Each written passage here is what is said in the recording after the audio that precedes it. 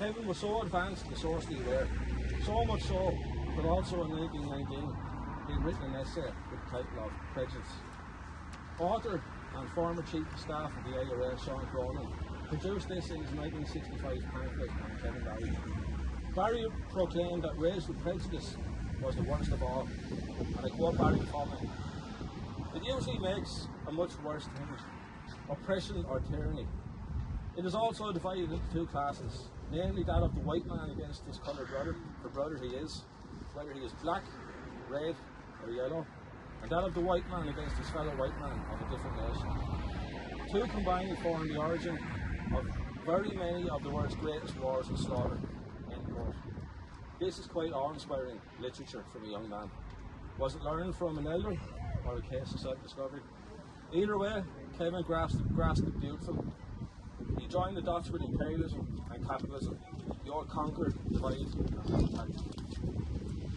Divide and rule has as much prevalence today as it did in 1919. We have our own homegrown racists, many who are inspired by the upper class in Britain, who seek to divide. The far Ages, the far right Tories, etc., cut from the same cloth as Enoch, Powell and Thatcher.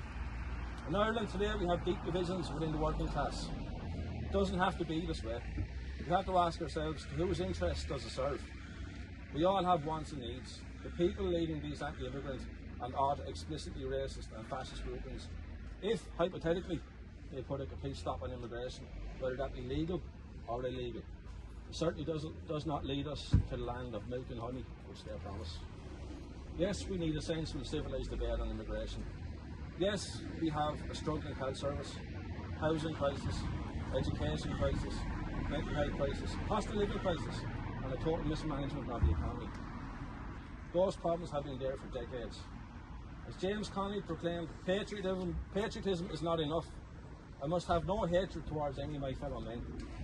The recent presidential election produced the results that socialism, peace and humanitarian ideals are still on the table. It's still amongst the hearts and minds of the people while the state is rushing towards NATO and imperialist wars.